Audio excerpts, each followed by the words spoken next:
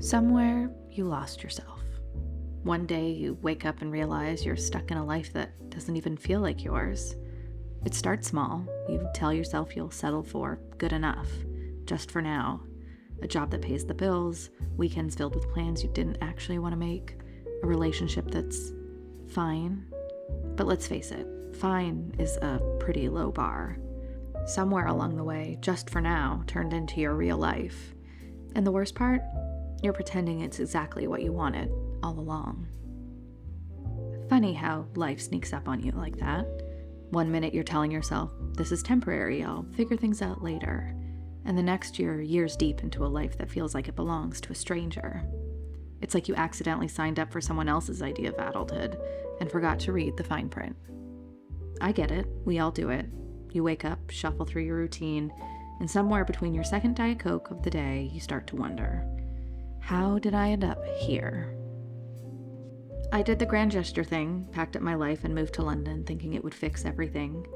But no amount of fresh starts or new cities can solve what you're avoiding inside. The truth is, you don't need a reset button. You need to stop settling for a life that isn't really yours. You're playing roles you didn't sign up for, trying to convince yourself this is the life you chose. But really, you're just going through the motions, filling in the blanks of someone else's blueprint. You don't have to live the life you fell into. You can create the life you actually want. And no, it's not about dramatic reinventions or grand gestures. It's subtler than that. It's about quietly, but firmly, deciding you're done playing by someone else's rules. Because the version of life society sold you, it's not the only option. You start to notice it in the small moments, the way life quietly edges off script. It doesn't happen all at once, more like a slow rewrite happening scene by scene. And before you know it, you're not playing the role you thought you were. You're in the story you're meant to be living. It doesn't start with fireworks. It's more like that moment when you decide not to laugh at your boss's joke for the first time, or when you catch yourself nodding along to plans you never wanted to make, and instead you say, actually, no. It's quiet, almost unnoticeable. But inside, it's a spark, the kind that lets you breathe a little easier, like you're finally letting go of the person you've been pretending to be. These little rebellions don't make headlines. You're not storming out of the office or deleting half your contacts. It's subtler than that. It's in the decision to stop pretending that things are fine when they're really not. It's the moment you realize that just because you've been doing something for years doesn't mean you have to keep doing it. This is where change happens, in those small, quiet acts of defiance. The choices that remind you that life isn't about ticking boxes. It's about making room for the things that actually matter. So, start with one. Pick one small rebellion, a conversation, a plan, an expectation you've been living under, and gently, but firmly, step away from it. You'll feel it, the shift, that tiny freedom, and that's where it begins. You know that feeling when you're waiting for someone, anyone, to give you the green light? Like there's some unwritten rule that says you need an official go-ahead before you do what you really want.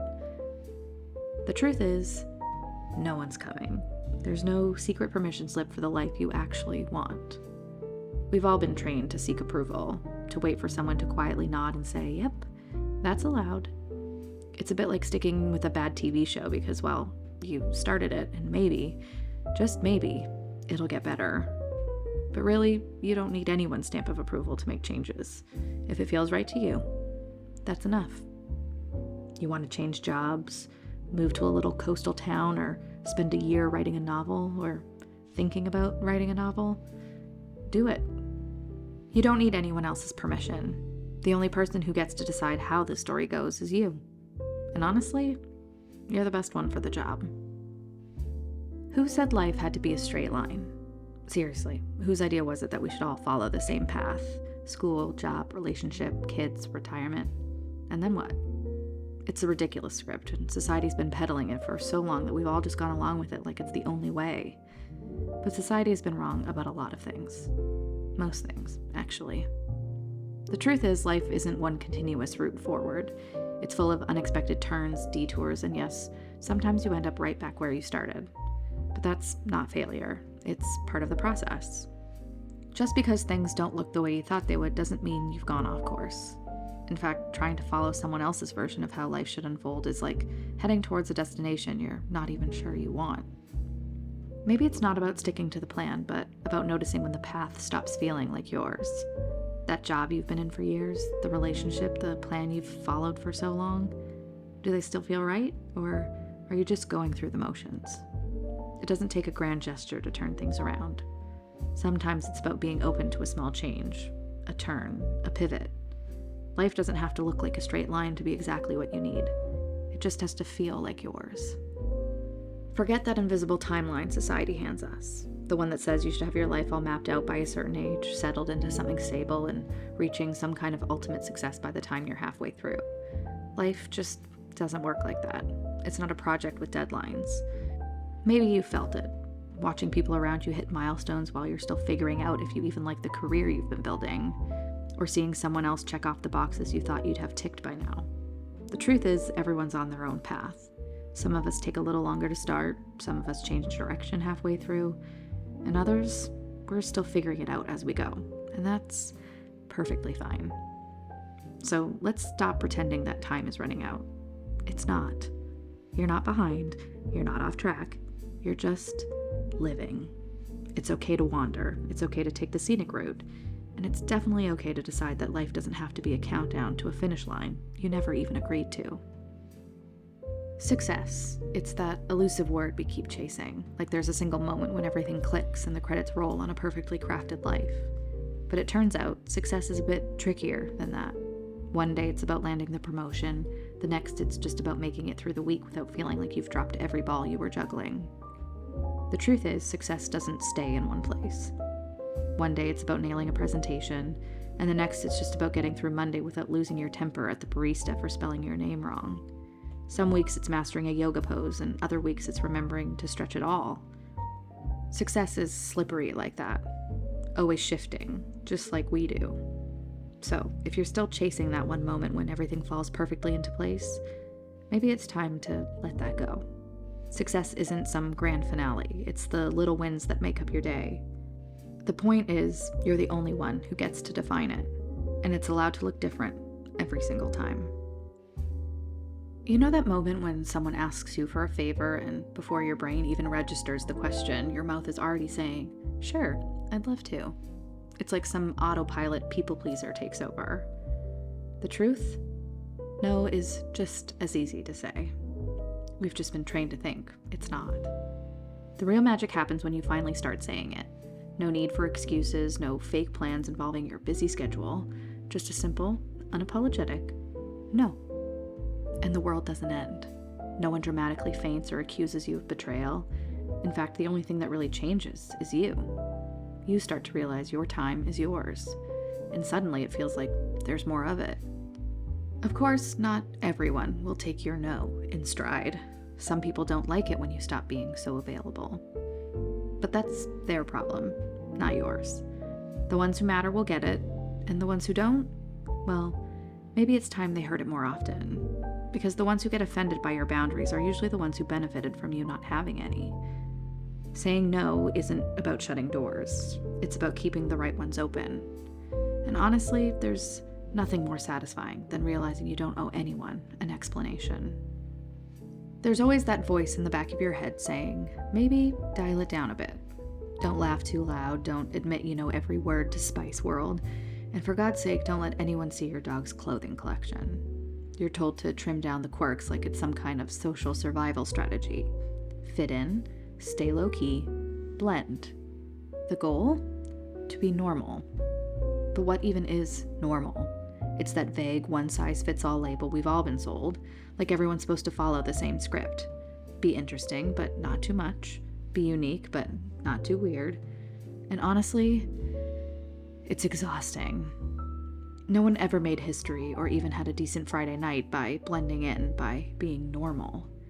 We've been sold this idea that standing out is dangerous, that being yourself is somehow a liability. But the people who make you feel like you need to shrink, they're not your people. The truth is, the odd bits, the stuff you've been hiding, that's the good stuff. It's what makes life feel like yours, not a role you've been cast in by someone else. So stop editing and stop pretending. The second you stop apologizing for the parts that don't fit into someone else's neat little box, life starts to open up. And the right people, they're not interested in the version of you that's been edited for public consumption. They want the full, slightly offbeat, occasionally snort laughing you. Because really, who wants to be normal when you could be interesting? It's easy to fall into, isn't it? You're mindlessly scrolling and there it is, someone else's life wrapped up in a neat little bow. The dream job, the picture-perfect vacation, the relationship that looks like it came straight out of a rom-com. And just like that, you start wondering where you went wrong. But here's the thing. You're comparing someone else's highlight reel to your behind the scenes, where the lighting isn't quite so flattering and the dialogue's a little messier. The truth is, no one's life looks like their Instagram feed. The perfect shot is just that, one shot. You're not seeing the 50 other takes, the chaos behind the scenes, or the fact that even they had cereal for dinner last night.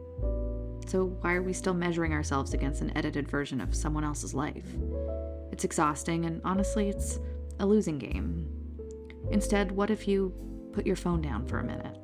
Look at your own life, the parts that don't get filtered or curated, the cup of coffee that actually tastes good, the conversation that made you laugh so hard you forgot what you were worried about. The second you start paying attention to the moments that make your life feel like yours, the less interested you are in anyone else's highlight reel. It's about letting yourself be enough, right now, without feeling like you need to measure up to some impossible, non-existent version of perfection. It's funny, isn't it? The way we imagine life will be, smooth, full of big moments, everything falling into place like it was all part of some grand, well-crafted plan. But the reality? Most days feel more like outtakes than highlights. Messy, disjointed, like someone forgot to write the second act and now you're just winging it. And that's exactly how it's supposed to be. No one tells you that not every day is going to be great. Some days are barely even good. You wake up with the best intentions. Maybe today will be different. And then by mid-morning, you're trying to salvage whatever's left of your mood with a Diet Coke and the last of the leftover pizza. It's easy to think those days don't count, that the only ones worth remembering are the ones where everything went according to plan. But that's the lie. The idea that life is made up of grand successes when really it's the mess in between that makes it real. Because honestly, who remembers the perfect days? The days where nothing went wrong are forgettable. But the days where everything fell apart and you somehow made it through, that's where the story is. The meltdown in the grocery store aisle, the impromptu cry-laugh session on your commute home. These days aren't shiny or polished, but they're real. The truth is, the bad days are part of the deal. They don't mean you're failing or off track. They mean you're living. So stop waiting for the perfect day to arrive. Maybe the goal isn't to turn the mess into a life lesson, but to just get through it, knowing that some days, surviving is the win. And that's more than enough. We spend our lives waiting for the moment. You know the one, when you're finally enough, like it's some badge you earn after years of trying. We tell ourselves, once I land the promotion, lose the weight, fix my life, then you'll be enough. But what if you already are? What if the version of you right now, the one with the messy hair, the unpolished to-do list, and the half-eaten pint of ice cream in the freezer, isn't some work in progress waiting to be perfected? What if you've been enough all along, and the only person who needed convincing was you? Society keeps selling us this idea that we need to do more, be more, hustle harder. But maybe the real challenge is trusting that who you are, as you are, is exactly right. Because the life you want, it's not on the other side of some imaginary finish line. You don't have to earn it by being more of anything. You just have to decide that the person you are right now deserves it, without conditions, without apologies. And sure, maybe that person occasionally skips the gym and eats cake for breakfast. But guess what? They're still killing it. Perfection is overrated, and honestly, who needs that kind of pressure? Sometimes, the best you is the one that's already here. It's funny how we're always waiting for the grand moment, like life's a competition where the only prize worth celebrating is a gold medal. But most days aren't gold medal days. They're more like, I didn't hit snooze 6 times kind of days. And honestly, that's worth celebrating. Think about it. No one's throwing you a parade for getting through a workday without crying into your lunch or for making dinner without burning anything. But the tiny victories, they're the ones that keep you going. Maybe you didn't finish writing that novel, but you wrote a paragraph. Or maybe you didn't run a marathon, but you took the stairs without wanting to pass out. That counts. It's the little stuff that adds up. You don't need a trophy to tell you that you're doing okay. In fact, sometimes just making it through Monday without texting your ex or feeding your dog 2 dinners is enough. So here's to the small wins, the ones no one sees but you, the ones that don't come with confetti but still deserve a slow clap. Because sometimes just getting through the day with your sanity mostly intact, that's more than enough. No matter what you do, someone's going to have an opinion. And yes, that's the good news. Because once you realize that pleasing everyone is impossible, you get to let go. You stop performing, stop editing yourself for other people's approval, and start living life on your terms. Think about it. Every time you've obsessed over someone's opinion, did it ever change the outcome? Did it make your choices easier or magically guarantee everyone's applause? Of course not. Most people are too busy worrying about their own lives. And if they do judge you, well, that's something for them to unpack with their therapist. Not you. The second you stop caring about what others think, you make room for what you think. You start living in a way that feels true to you, not because it looks good on paper or fits neatly into someone else's expectations, but because it's your life. So make your choices and trust them. People's opinions are like unsolicited advice. They show up whether you ask for them or not. But at the end of the day, their judgments say more about them than they do about you. Once you stop caring what they think, you'll be amazed at how much headspace you've freed up for, actually living. Because let's be honest, no one's ever really remembered for being the person who did what everyone else wanted them to. One day you wake up and realize you've been living someone else's version of life. You didn't sign up for this series of events, but somehow you've been playing along. The small compromises, the casual yeses when you meant no, they add up. And before you know it, you're living a life that doesn't quite feel like yours. The truth is, you don't need to burn everything down to start over. You don't even need a grand plan. Maybe you just need a moment of honesty with yourself. When you stop saying yes to things you don't want and stop pretending that fine is anything close to good.